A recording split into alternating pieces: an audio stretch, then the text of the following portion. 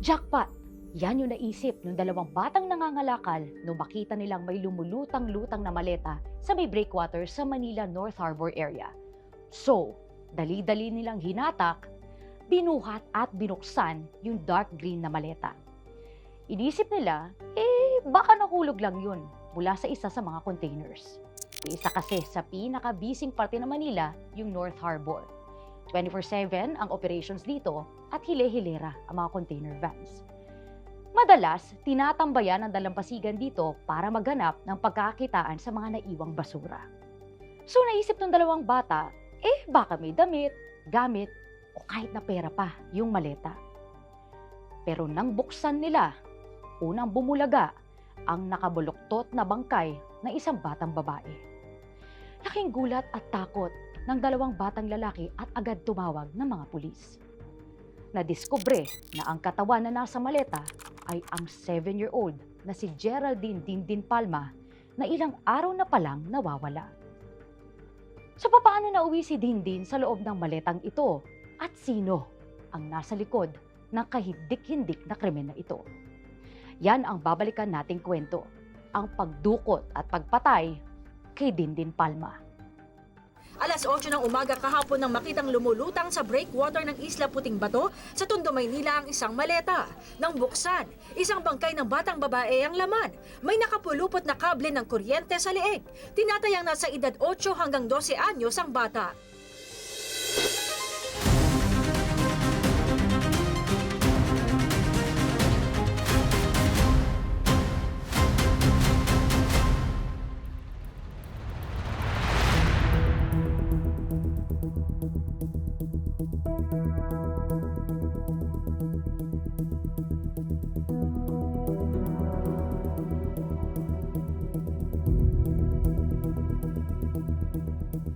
Para mas maintindihan natin ang nangyari kay Dindin, rewind muna tayo ng ilang araw bago natagpuan ang kanyang bangkay.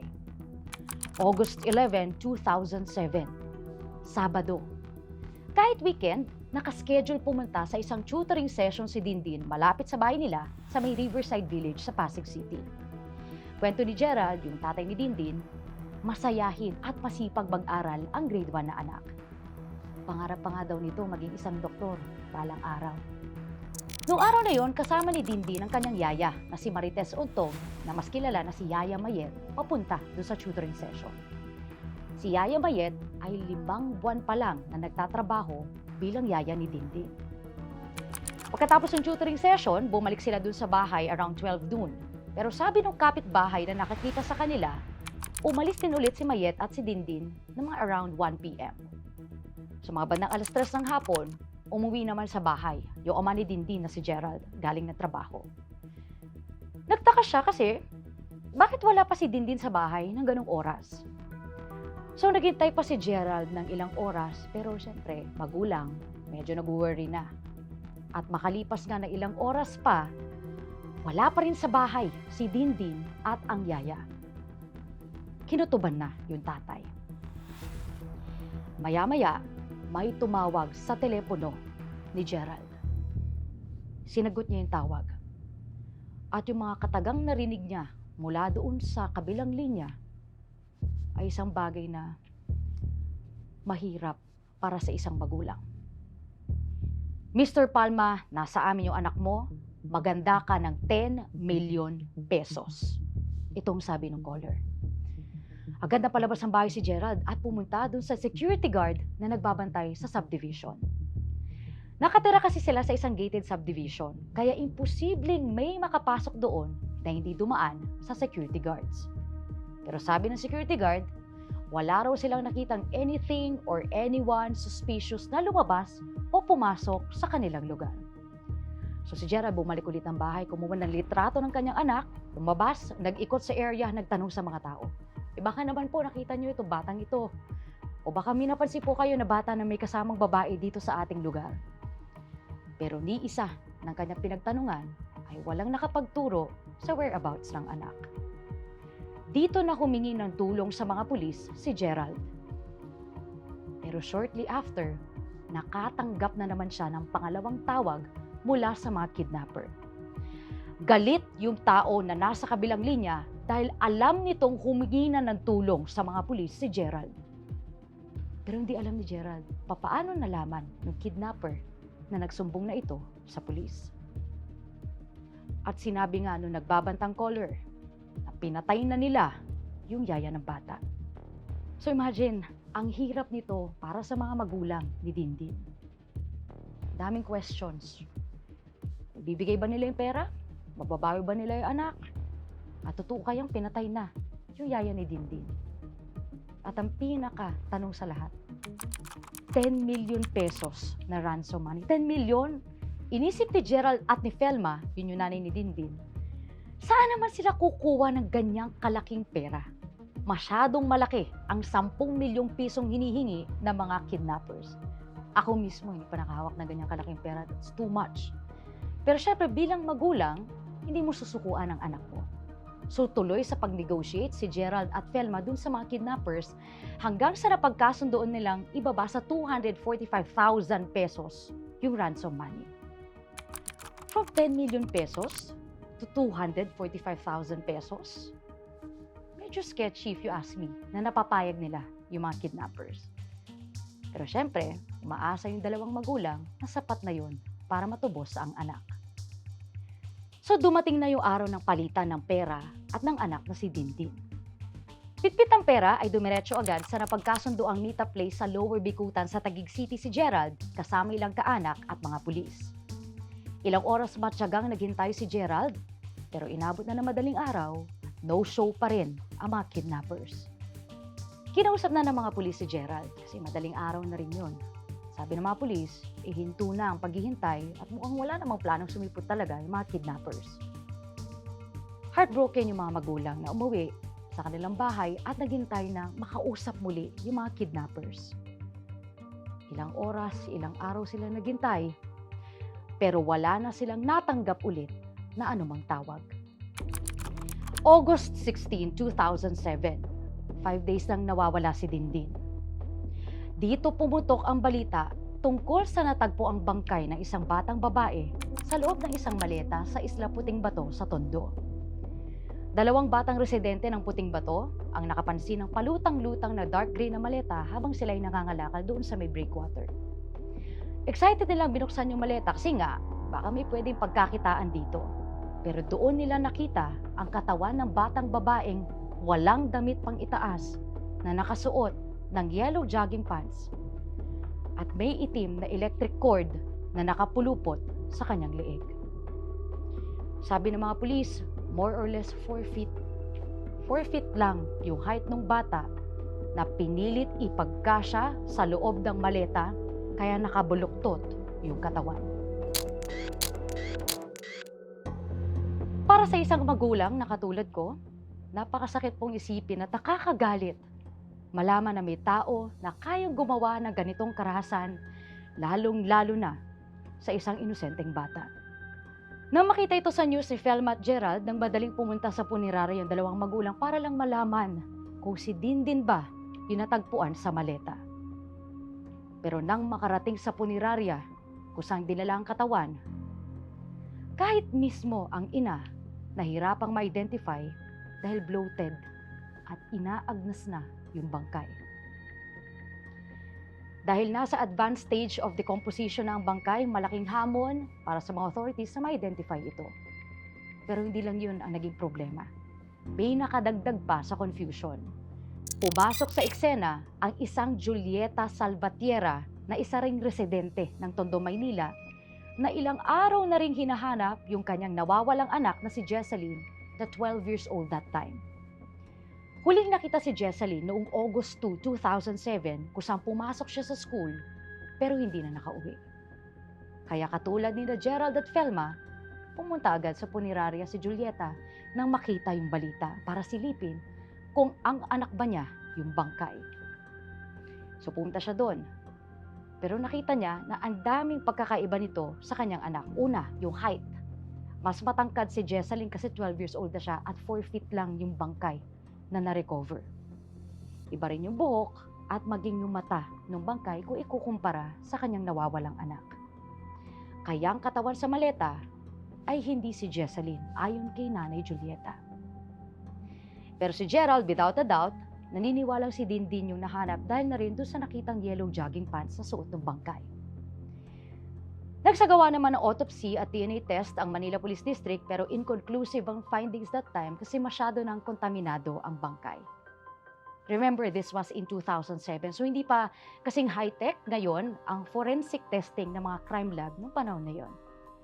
Pero kahit wala pa official results na nagpapatunay na si Dindin ang na-recover, kinuha na ng pamilya Palma sa punerarya ang bangkay. August 26, 2007. Inilibing na sa Manila Memorial Park sa Parañaque si Dindin. Pero blanco pa rin sila sa kung sino ang nasa likod ng krimen. Kidnap for ransom yung unang nakitang motibo ng PNP. Sinabi rin nila na posibleng may kinalaman yung yaya na si Mayet dun sa pagkawala ng bata. Lumabas din sa medical legal mula sa Manila Police District na posibleng hinalay yung biktima. Pero sino bang nasa likod ng pagdukot at pagpatay sa bata? Soon after, nagkaroon ng series of arrests ang Manila Police.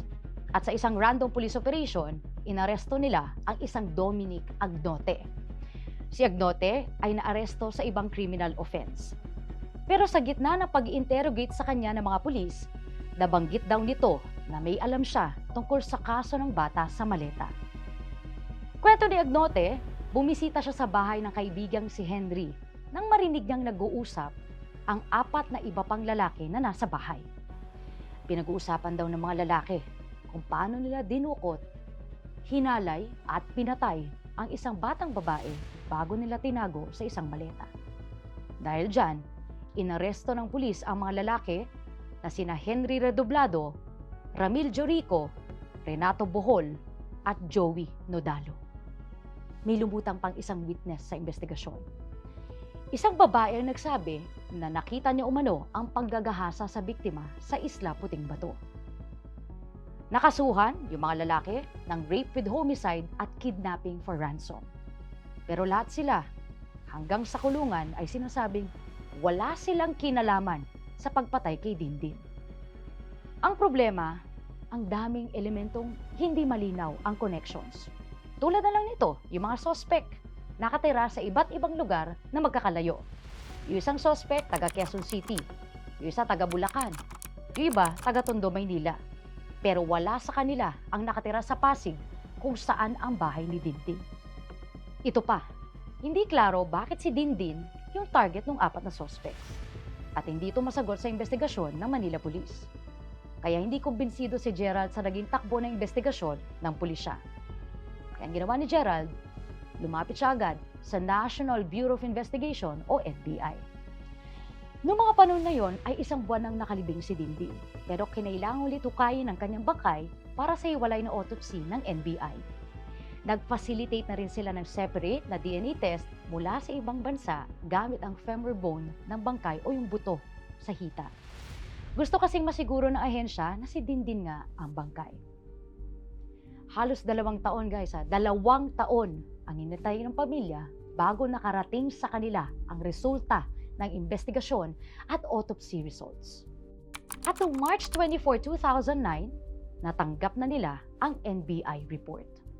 At ito ang mga findings ng NBI. Una, 99.9% match ang DNA sample ng bangkay sa DNA ng ina ni Dindin na si Felma. So sa part na ito, sure na ang pamilya na si Dindin ang batang babae sa Maleta. Masakit man ito para sa pamilya Palma, at least alam na nila na si Dindin yung biktima. Pangalawa, lumabas rin sa NBI findings na hindi pala si Gerald yung biological father ni Dindin. Live-in partner siya ni Felma. Pero para kay Gerald, itinuring na niyang anak si Dindin. At pangatlo, lumabas na fully intact yung hymen ni Dindin, which means maliit ang tsansa na ginahasa ang bata. So taliwas ito sa mga witness accounts na nakuha ng mga pulis. By this time, 2 taon nang nakakulong yung mga suspect. At dahil itinatanggi pa rin ng mga suspects ang paratang sa kanila, wala pa rin closure ang pamilya ni Dindin. Isang nakakabother na question para sa kanila. Bakit si Dindin at bakit siya pinatay? Pero ang talagang makakasagot sa ano nito, ay yung yaya ni Dindin na si Mayet. So napunta yung atensyon ng pulis sa paghahanap kay Mayet na naging primary suspect na that time. Pero nakailang manhunt operation na ang PNP at NBI, hindi pa rin makita si Mayet. At hanggang ngayon, hindi na lumutang pa si Mayet. Over the course of the investigation, in-explore na ng pulisya ang iba pang posibleng anggulo. Kahit nga si Gerald, yung tatay ni Dindin, na lumabas sa NBI report na hindi niya biological father, ay napagsuspetsahan. Pero walang ebidensya ang mga pulis na may kinalaman si Gerald sa nangyari, so hindi nag-develop yung anggulong ito. May 28, 2014, 7 taon matapos makulong ang mga suspect. Acquitted o pinawalang sala ng Manila Regional Trial Court para sa kasong rape with homicide ang mga suspects na sina Redoblado, Nodalo, Bohol at Jurico. Natatandaan nyo yung NBI report na intact ang hymen ni Dindin. Yan at iba pa ang nagamit na evidence. Eventually, na-acquit din si Nodalo at Bohol sa kidnapping charges. At sa acquittal ng mga suspects, lalong dumami yung mga katanungan. Sino ba talaga ang pumatay kay Dindin? Planado ba ang krimen? Bakit hindi sumipot para sa ransom yung mga kidnappers? Nasaan ang yaya ni si Mayet? Suspect ba siya o biktima? Buhay pa ba siya o hindi? Ano ang nangyari kay Dindin at nauwi siya sa loob ng maleta? At makakamit pa kaya ang hustisya? Siguro yung litrato na to ang magpapaalala na walang expiration date ang paghahabol ng hustisya, lalo na kung isang inosenteng bata ang biktima. At yan ang kwento ni Dindin, ang batang babae sa maleta. Kayo, ano sa tingin niyo nangyari at may nakita ba kayong iba pang anggulo sa kasong ito? Mahahanap pa kaya ang mga taong pumatay kay Dindin? I-comment nyo na at mag-subscribe, like at share ng kwentong ito. Ako si Liza Aquino at ito ang Philippines' Most Shocking Stories.